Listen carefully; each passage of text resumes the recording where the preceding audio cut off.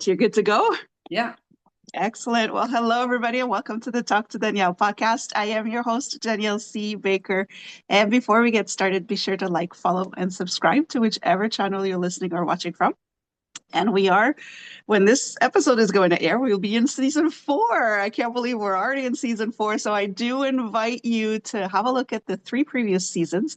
There may be some episodes there that may resonate with your reality today. I have great guests on different topics that has to do with your parenting. So have a look at that. We're going to start right away with our guest today with Cristina P. Simmons. I'm so excited to have her on. Thank you so much, Christina, for joining me today. Thanks for having me. This is so exciting. And I love the way we met too. It was like a random LinkedIn message. So, I'm enjoying my experience on LinkedIn because that's pretty much all of the connections that I've had on that platform. It's just these random just stumble upon somebody and it just clicks. So it's some great. So I'm really happy, and I love this. No pun intended, but your book, Eat Your Feelings. I've been eating this book. It's just wonderful. It speaks to me so much. But before we get started on your work, can you tell us a little bit about yourself and how you got to where we are today? sure. So I think the reason that we connected is because we both have worked with children in the Yeah. past. And so by trade or by my schooling, I'm a pediatric occupational therapist. But what I learned the most, or who taught me the most, is my son, who was diagnosed on the autism spectrum at the age of 4. And so he's the one who set me down the path of occupational therapy and wanting to get my master's in that. And it was really, as a mom, not really, I mean, I saw it as a new career path, but it was really, as me as a mom, I needed to know how his little brain worked and why he was so angry and what I could do to help him. And I couldn't find help in our area. We live kind of rurally. And I was going to have to drive like an hour any direction that I went. And I also had, he had two older sisters. They were still young at the time. And so I said, you know what? I'm just going to do this myself. And so Yeah. here we are all those years later. And he's doing fantastic. I don't regret a minute of it. Um, and although it's been challenging, I think that I just love all the lessons that he has taught me. So that's how we Yeah. got here. I find it so interesting the more I speak to people and the more I interview people is in that case of a neurodivergent child, a lot of the times parents will pivot and change their vocation, I guess we could say, because of the fact, and I think this is where it's so important to have these conversations first for parents to feel like they are normal, even though they don't feel normal, that they're not alone, that they're struggling, or even to find the resources that they need or to have access to the resources. So you kind of have to get creative and take matters into your own hands. So for the parents who are listening or watching, just know that you are not alone going through this, and there is a community out there that can help you. So it is rewarding when you start working and seeing the changes in your child and the connection that you're creating with your child as well. I think it's beautiful. You do a lot of work. This is what I really like, because in your book you do talk. Obviously, I'm one that eats my emotions and I eat my stress. So uh, and I'll redirect people to read more about your story, to have a look at your book. But you work a lot with the nervous system and how to regulate ourselves so that we are able to work through our challenges or whatever that may look like. Can you talk a little bit on that and the work that you Yeah. do? So, yeah, what I realized when my son, when we were like in the deepest trenches of his diagnosis, and even before we had the diagnosis, since we didn't know what was going on, um, Mhm. my girls, I have twin girls that are older than he is, but they were perfect. You know what I mean? And like I was just starting to notice these differences of the way that he played or didn't play and how he reacted to other people. And then when he started having like the big meltdowns and we couldn't soothe him, we couldn't comfort him. And I started to realize that my nervous system was very dysregulated. And when you have two dysregulated nervous systems coming together, it's a bomb. I mean, Yeah. so and that's really what I learned was my emotional state and my nervous system regulation deeply affected him. And that was another thing that I learned when I was working in the clinic and even in the Mhm. school system. If mom came into the clinic frazzled and talking 90 miles an hour and this had happened and that had happened and dad's not helping and blah blah blah. The child was just, the session was no good Yeah. because mom is throwing off all of this negative energy. And I would try to explain to the parents, I said, you are their person, whether they're adopted, biological, foster, whatever they are now tethered to you. They are bonded to you. And so they feel every emotion that comes from you. They feel even without words. They know exactly what you're saying because I mean, especially the kids that have been inside the womb, they've been inside your body. Like Yeah. they know you better than anybody else in this world. Um, and so I just really tried to get that across to my parents that you've got to find a way to find your center and your calm because that's going to keep the whole household calm. And so that's when I realized that I had a problem. And so I started working on my nervous system regulation, and some of the things that helped him also helped me. So that was really interesting, kind of going through that process. Yeah. And you're sorry, and that's so hard to admit when you realize that, oh, I may be part of the the issue. I may be triggering my own child. You're so in it too that it's hard to just can you give us some examples maybe of or little quick exercises that you've seen that work that parents could start incorporating into their Yeah, daily so routine? he loves deep pressure. And Mm. so I used to make him, we used to call it a Judson burrito. I used to roll him up in a yoga mat. And Oh, I love it. it made him so happy. Like it was the smallest thing and we would turn it into a game. But that deep pressure and just, like he had like a big beanbag chair. And so I would take either like another pillow or maybe a yoga ball or something, and like just mush and squish kind of, gently. Um, Right. but that pressure and it sort of resets their nervous system because neurodivergent kids or adults, whoever you are, because they grow up into neurodivergent adults when they're kids, um, Exactly. their nervous systems they just don't work the same. And so sometimes they don't even have body awareness. Like that's why a lot of these kids seem so clumsy. They don't know where their limbs are in space.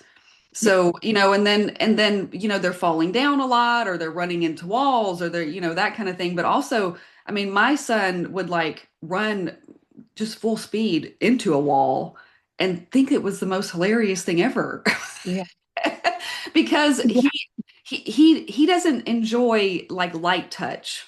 That's why kids they have so much trouble getting their hair cut. It's like that light kind of touch. Um, he loved to be submerged in water, but he hated the feeling of water trickling down his back or down his face, or he had to wipe it off. And Yeah. so just really the biggest thing that I learned was to observe. I always Mm. used to tell the parents and the people at the schools, you need to listen with your eyes because you'll be able to tell what helps them and what doesn't. And a lot of it's trial and error. Some kid, like I said, he used to love for me to wrap him up like that, like a burrito, or to push on him or give him big squeezes or hugs, that kind of thing. But some kids that bothers them.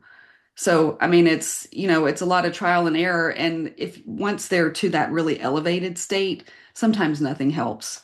And Hmm. I think that's another thing that I had to learn as a parent was to not feel bad if I couldn't comfort him, because for the longest time, my husband and I thought we were the worst parents ever.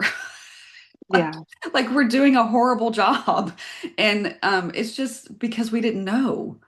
I mean, Yeah. and like I said, and I was so dysregulated, and my husband didn't have any understanding. I was going back to school and trying to learn and all that kind of stuff. And, he's a little bit old school and he's so much better with him now. But he was from the old school of, I'm dad.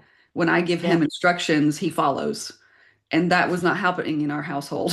So Yeah. it was just a lot of, I had to tell my husband, I said, you need to be calm if you're going to enter his space. And that's been the biggest game changer, just us being calm and so that he doesn't feel threatened when Right. we come into his space. Well, that's the thing, because they really do, and that's what I've experienced as well in terms of challenges, is that old school, you know, will just discipline with more discipline when it's the discipline that is causing the meltdowns. So it's to change that, and that the fact that you're not a bad parent, the fact that you care and that you're worried that you may be, proves Right. that you are not a bad parent. So just keep that in mind as well. Do you have any tricks for the parents to help themselves calm down? Sometimes you're in it and you can't seem to be able to get out of it. Would you be able to kind of share some wisdom for us on that one? Yeah, and so this the most simple thing, and I know a lot of people talk about breath, but that really is what helped me the most. I do box breathing a lot, so that's just, breathe in for 4, hold for 4, breathe out for 4, hold for 4. And there's a lot of different variations of all the breathing that you can do, but just that you're concentrating on your breath. But also, I mean, sometimes I had to leave the room. I mean, like if I knew if I was getting escalated, um, then that wasn't helping the situation. And so I would just leave him in his room. I mean, obviously make sure he was safe on something soft or whatever it was. But leave him in his room, close the door, and I would just have to walk away. And I felt guilty about that for a lot of years, but I just realized that walking away did way less damage than me Yeah, staying there and yelling at him, or you know what I mean? Because sometimes my emotions would sort of get away from me and I wouldn't even realize what I was saying or how loud I was getting. Because once I got dysregulated, then it was, all caution went out the window. I mean, nobody knew what they were doing. He didn't know what he was doing. I didn't know what I was doing. yeah, Um, yeah, and a lot of times he wouldn't remember acting that way. You know what I mean? So that's another thing. Like it's not their fault.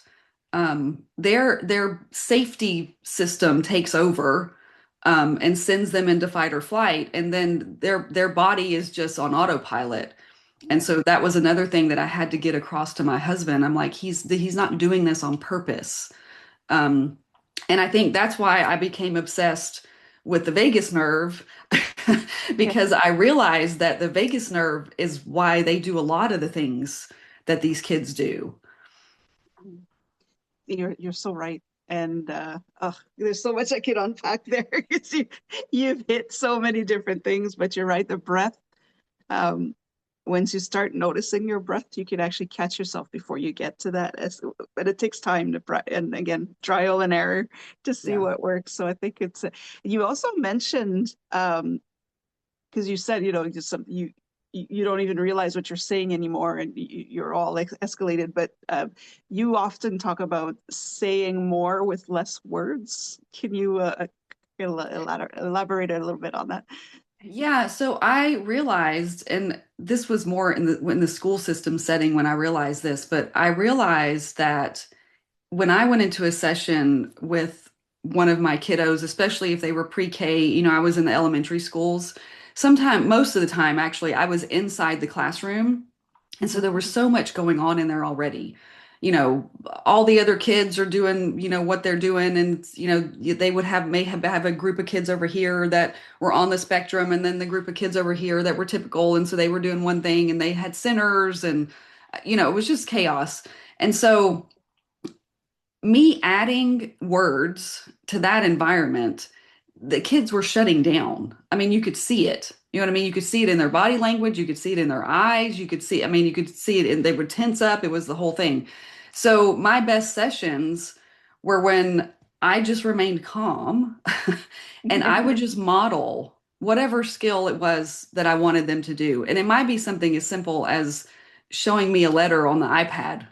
You know what I mean? Mm, Because a lot of these kids were non-speaking, and so we weren't sure what they knew. We didn't know if they knew the alphabet. We didn't know if they knew their colors. Like, you know what I mean? You can't just ask them like another kid. Um, yeah. but I would just model whatever it was that I wanted them to do, no instructions. And those were the best sessions that I would have when I literally used no words.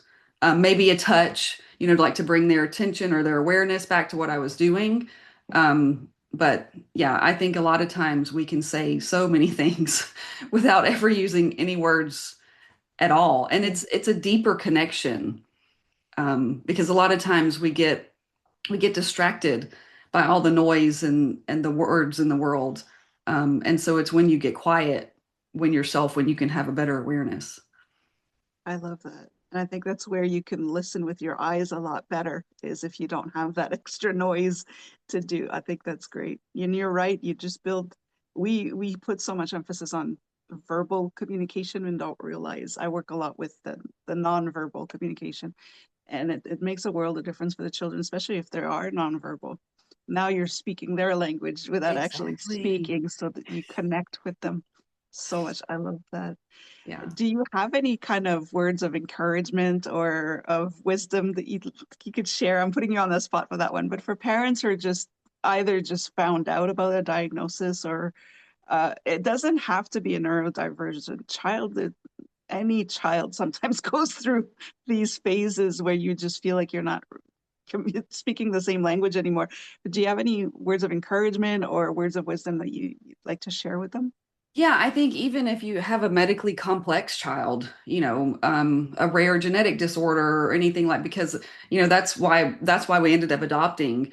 My husband and I carry a very rare gene, and so we had babies pass away, Mm, and so it's very hard when doctors and professionals and all, these big groups of people, because I've been my whole motherhood journey.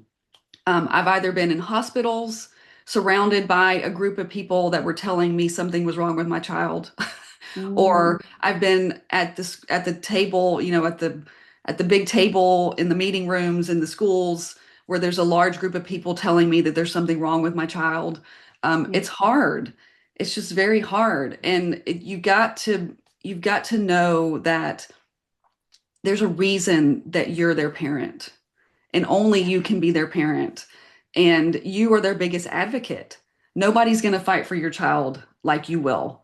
And so, I mean, and I'm not saying go back to school to get a master's degree.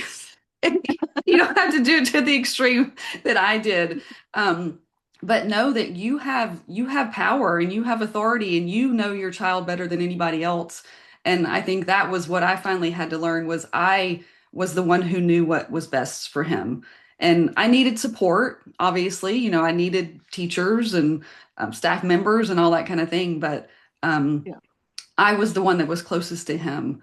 And so I was the one that needed to be the voice when he couldn't speak for himself. That is beautiful and is so important because you're right and you're overwhelmed and you want to do so well and you probably feel guilty about what's happening to your child as well that you're just rolling with the punches when it comes to everybody has their expertise, everybody is working on the condition but not on the child's per se. Right. So that's why you're so important. I love that. Such a beautiful message. I could ask you so many questions, but let's talk up a little bit about your book, Okay. if you're okay. So it's Eat Your Feelings. What brought it on? I know you touched a little bit on your personal story uh, during the interview, but can you talk to us a little bit more about your book? Yeah, thank you so much for putting my book in here. Um, and I need to get yours. I have it. I just haven't read it yet. Yeah. So but I've been through a lot of trauma in my life, starting from childhood. And so that was another thing that I realized that your childhood shapes you. And so I didn't want my son growing up thinking that he was always a bad kid. You know what I mean? Because he was always in trouble. And I thought he's going to think that he's bad, like that. He's going to grow up thinking that he was bad because I grew up thinking that I wasn't good enough, that I had, that I didn't try hard enough, that I didn't make good enough grades, that I didn't play good on the ball field, that everything was attached to like something that I did. I didn't feel like I Mhm. was loved just for me. And so we all cope with things differently, and my coping mechanism was food. So Yeah. whenever I had an emotion that I didn't want to deal with, I would eat. And so, I mean, that first of all, it's just avoidance. And I think that's my biggest message. Like you can't avoid your feelings forever. They are going to come up. They are going to come out. Mine manifested in physical ailments. I had migraines. I had panic attacks. I had not just to mention the weight gain and all that kind of stuff, but anxiety, depression. I destroyed my gut health. My Mm. gut was leaky, and I had all kinds of digestion problems. And I'm not totally convinced that the tumor that I had in my leg wasn't from stress and not processing it, as well as going into menopause in my 30s. And had no Mm. idea because they thought I was too young to be in menopause. That I thought I was crazy. I thought I was losing my mind. Um, but yeah, so I often say that it's going to deal with you if you don't deal with it. And so, but what I realized, and a lot of that had to do with my son because of he had a lot of trouble eating. He still does. He eats very few foods because of texture problems and all that kind of thing. And he's very sensitive to smell. If something doesn't smell right, he literally runs out of the room. Right. Couldn't take him to a restaurant when he was little. It was a whole thing. Um, but I realized that as I was standing in the pantry one day, because I was having an emotion, and so I'm standing in the pantry trying to find something to put in my mouth, but I realized that the emotion that the food was tied to, there were certain types of food that I was eating for every certain emotion. So Oh, if I was anxious, I wanted something crunchy or salty because it was like that input in my mouth of that crunch. If I was sad, I wanted like a pudding or a cake mhm. type of substance. If I was angry, I wanted like a hearty chili or a big fat hamburger. And so, like, it was just this epiphany to me. It was like, oh my gosh, I'm literally eating my feelings. Right. Yeah. And so I was just like, um, it's got to stop, because was not only affecting my mental health, but my physical health. And, I was raising these children, and I would realize that I was checked out for a lot of their Mhm. childhood, which is one of my only regrets. Um, I try not to have regrets about things, but that was another reason. We didn't touch on the vagus nerve again. That's like your safety net. I mean, it Yeah. literally is, it puts you in kind of a primal state. So, because it doesn't feel safe. And the vagus nerve is attached to, I mean, it goes through like your whole body. Yeah. So I think that my sort of epiphany, because it goes like around your stomach and all that kind of stuff. So, like when you get really, really nervous and you feel sick to your stomach, that's the vagus Yeah. nerve. Yeah. Um, Mhm. it can make you sweaty, like it's around your diaphragm, so that's why it affects your breathing. Like your breathing can get really shallow, which is why the breathing is so helpful to calm it down. Um, Yeah. but yeah, so I just realized that I had to start dealing with my emotions instead of eating them. So, Yeah. That's not easy. I find that's mm-mm. one of the hardest thing out of all. Yeah, because I'm still struggling with that. I do eat my emotions. I'm aware of it. I'm gonna start noticing now which food I'm craving for which emotion. I never made that connection before, so I'm Well, gonna and the have a awareness look at is that. where it starts because That's it. that's where you can turn it around. And I still deal with it, and I've been dealing with this a lot lately. Like I feel Mhm. like I'm a fraud, because I wrote this whole book about eating my feelings, and here I am over here doing it. Yeah. And not to the extent that I used to, obviously. I mean, I would eat like a whole bag of chips, Mm. if I was anxious. And now I can maybe eat 4 or 5 and just sort of get over that feeling, or maybe even something else that's healthier that can still give me that crunch. Yeah. I like those little pea pod. They're I don't know what they're called, but they're like dry pea pods. I don't know, but it's like Yeah. a that they're Yeah. crunchy. Yeah. Yes. They're like, yeah, I know what you mean. I've seen I can't those. remember the name of them. Yeah. But yeah, instead of eating like a whole bag of salt and vinegar chips, Yeah. I can have some use You something get like some that, or peas. like freeze dried, or like freeze dried fruit, or something else like that. Like you can Yeah. find other things to give you that same sensation. Yeah, that's what I like about your approach and the work in your book as well, is because it's authentic, it's real. It's not that romanticized, oh, I beat it and everything is good and we're skipping in a field. It's real and it's never linear when you're working through your health and to get yourself better. I can't even find my words right now. I'm so excited. There's so many things I want to say, but nothing is linear. It does go up and down, and so it's how do we cope with that instead of beating ourselves up for saying, oh, I'm failing again. It's no, what can I substitute? So I'm aware of it now. So what can I do? So you have a very real approach to it. I think that's what people need to see more of is Thank you. that Yeah. you Well, I were think we need to realize we're all just human beings. that's it. Like That's it. we're flawed and we're not meant to be perfect. You know, we're all still on a journey and learning. And I mean, I think that I was on another podcast recently, and his sort of thing was learning to love failure. Okay. And because I said to him, I said, I think if you're not failing, that means you're not trying. Like we're gonna Exactly. fail. I mean, That's it. we're not gonna do everything perfect, but you have to keep going. And Hmm. then it gives other people permission to keep going. I mean, we're all here to help each other. So, Exactly. And we need to, it's funny because I just recently did a lecture on that for leadership, and failure is part of it. So it doesn't mean that if you're a great leader, you're never going to fail. It's quite the opposite. You need failure to become a better, to become a better leader. If it's yeah. failure only when you give up and you don't even try, but it's what you learn from those trying moments that Yeah. Well, makes you more. I think we all need to be in sort of a childlike state all the time because that's how children learn. I mean, think about when you were learning to ride a bike. How many times did you fall down? A lot.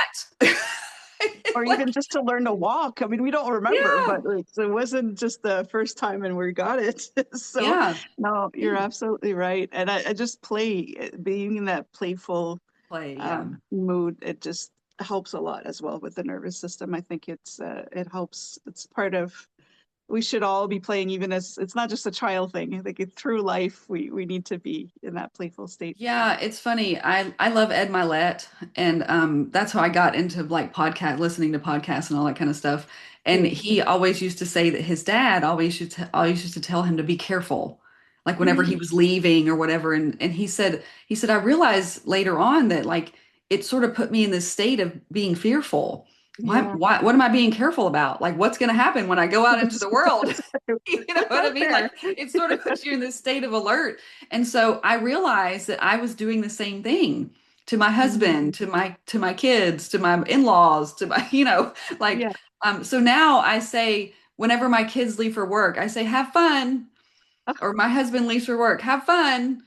Yeah. Um, and I so like that. that's I started to put my little spin on, and I'm still thinking in my like I pray that for their safety and all that kind of stuff because I mean Yeah. I'm still a mom, You're a and mom. we worry about them, but yeah, but I don't want to put them in a state of like what am I being careful about, Yeah. so yeah, Oh, I love that. I love that. I do that sometimes too, or I'll say be good. And I realize it's just the same. Like my kids are not bad, but it's right, just like, and then if yeah, you can't be good, be careful, you know? right, And yeah, I like that. Just have fun. have Enjoy fun, yeah, yourself. Yeah, yeah. fun. The rest will, that's lovely. That before we wrap up, I did want to talk. You do have a framework that you wanted to, but you have this calm technique that you use. Can you touch a little bit on that, and then we Yeah, jump so into the yeah, that was developed for my son, but I mm, use that in my adult life as well. So this is for all age groups. But right. CALM stands for chunk, adapt, list, and movement.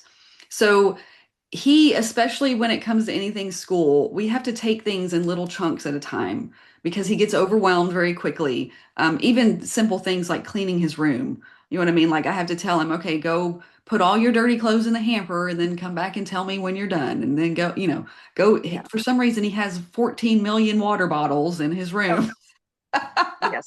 Go Yeah. clean up all the water bottles and then tell me. So we just take things little bits at a time so that he doesn't get overwhelmed and then we're not all in a heightened state. Yeah. And we're always adapting the environment. I mean, even me, I'm always adapting my environment. Like my little podcast setup here. I got to make sure that my chair is comfortable and that the lighting's okay and that the Yeah. room's not too hot. But, we would do homework laying on our stomach on the floor if we had to, because sometimes he wasn't comfortable in a chair, Yeah. or put him on a little wiggle cushion. or sit in the beanbag to, you know what I mean? Like whatever you need to do to get it done, just do that. It doesn't have to be perfect sitting at the table and, in the perfect light and all that kind of thing. Just adapt the environment however you need it to be. Um, Yeah. and then we make a lot of lists because he can't remember more than a couple things at a time. Like, and I think it's not that he can't remember it like memory wise, it's just that it overwhelms him. But he loves Yeah. to check a box. And so I literally used to make lists with little box, little check boxes so that he could check the box. We would do it for everything, like if we were going on vacation and I wanted him to, help pack himself, I would make him a list of all the little things. He'd be so excited. He'd say, look, I finished everything, and so then, and it gives them, some control over the Yeah. situation. I think their nervous systems feel out of control so much that they need to have a sense of control about things, even if they're simple little things. And Mhm. then moving, we don't sit in one place for too long. He needs to get up and move around. If you need to take a walk outside, I mean, I have to do that. Like, especially if I'm on this computer all day long, I got to get outside. I got to Yeah. walk around. I got to do some jumping jacks. I something to Yeah. reset your nervous system. So that's where Calm was born. And I said it was originally for him and like when my kids in the clinic and stuff like that, but I use it all the time too. So I can see myself using that definitely because I find movement more than that. I used to be able to sit for hours. That's just I was trained to do that as a child. I'm naturally fidgety, so I realize now as I'm getting older that my body is like, no, you need to get up and move. And if I try to fight it, I just can't focus anymore. But I like that. I right, like it. exactly. Yeah. And the chunking. That's something I'm definitely just the fact that you called it chunking. I love it. So much better than blocks. What Yeah, a jump. no, yeah. I love Yeah, that. yeah. It's great. Do you have anything new coming up and anything that you're working on for the new year? So I'm actually stepping on the TEDx stage in March. I'm really, really excited about that. I mean, I'm nervous, of course, but I'm not as nervous as I thought I would be. I Yeah. think it's just because I know that I have a message that can help people, and so I'm just excited to share it. So, but that's the pretty big thing. I'm thinking about doing my own podcast Ooh, in 2026, but I got to get through this TEDx talk first. And yeah, then that's a and then big maybe we chunk. can focus chunking. That is a that is Yes. a very big chunk. Work on that one first. Yeah. Yeah, because it's That's going to be intense. yeah. So yeah, I got to get past the TEDx and then I can start to focus on other things. But that's another thing I've learned. Like I need to focus on some one thing. Like if I'm doing too many things, nothing happens because I just shut down. You know what I mean? I kind of have that analysis paralysis or whatever they call Yeah. it. Like, Yeah. so And task yeah. paralysis as well. Yeah, you Yes. just like you have too much to do. No, Yeah, that's so important. And you're right. The podcast will be a Q2 thing for next year. for sure. That's so Yeah. exciting. You'll have to, yeah, we'll have to share your stage pre presentation. I think that would be great. Yeah. Uh, Yeah. there's so much more I'd want to talk to you about, but before we wrap up again, I do ask a question to my guest every time when we close up, and I think I told you about it. I'm not too sure, I think you did, but but I already yeah, forgot, so we're all good. okay, that's good. So I'm just gonna ask you, what do you want to be when you grow up? Oh, I love this question. I don't know if I knew that you asked that or not. Because I actually I used to say that all the time. I want to do this when I grow up. Yeah. Um, let me think about this. Let me get my words right. I just want to leave a legacy. Mhm. You know what I mean? Like I want people to have real takeaways from my work and to learn from my mistakes. And so I guess when I grow up, I just want to be, um, I'm trying to find the right word, not influencer, Yeah, because that's a the word that terrible came to word. mind too. That's a terrible word. Yeah, it doesn't Um, sit right. It's above that. It's more yeah, than for that. sure. Yeah, Yeah. I think And influence has got the inspiration, next. maybe? I don't know. Yeah, I think I do. I think I do want to be an inspiration to people. Just that they can change their life and they can Yeah, be whatever they want to be when they grow up. And you just I have to love that. start. You just have to do it. Yeah. Yeah, I love that. This is why I love asking that question because and there's endless possibilities. You can get literal about it and say, I want to be a ballerina, or you could just, be more so philosophical about it. So I love it, and it will change. I could ask you this 2, 3 years from now, and it might be different. But I Yeah. love that just to keep us as adults, we're not done growing, and yes, we are still growing up. So it's nice to have that. It's not. It doesn't end at high school. There's No, more to always it. changing, always evolving. Yes. Exactly. So I love Never that. So stop thank learning. that's right. Never, never stop. The brain needs to keep working. I love that. So thank you for playing along. It's fun. I don't ask children that question, but I will ask grown up that question. Right. If anybody wants to know more about the work that you do or get their hands on your book, would you mind Yeah. sharing the information and I will add it to the description. Yeah. And Yeah. I The think book's on. there was also a free giveaway that you were good, and I'll put that Yeah, in as so well. I So if you want have to yeah, I have like a free PDF download that for the Calm, which has like some journaling prompts and other things in there, but it takes you sort of through the framework. And my book's on Amazon, obviously, but it's also on Barnes and Noble, anywhere you can get books. And I'm very active on Instagram and Facebook. My name is different on Facebook. That's why you were asking. yeah, That's my maiden name. So Christina Borges Simmons, but I'm Christina P. Simmons everywhere else, LinkedIn, Instagram, all those places. So yeah, perfect. I'll add those to the description so you people can have a look in the box to see where they can get that and to get their PDF or the framework that you have with Calm. I think that's very helpful. Again, not necessarily just for children, for adults, it works just as well. I think that's wonderful. So thank you so much for joining me, Christina. It was so great. I love every time I talk to you, I just want to talk to you some more. So I can't wait to see you. Please do share your TEDx journey so I that will. we can cheer you on. And is there anything you'd like to say before we wrap up? I'm going to Just put you on thank the you spot for, again. yeah, no, just thank you for having me here. And you keep doing the work that you're doing because it's very, very, very needed. So very proud of you as well.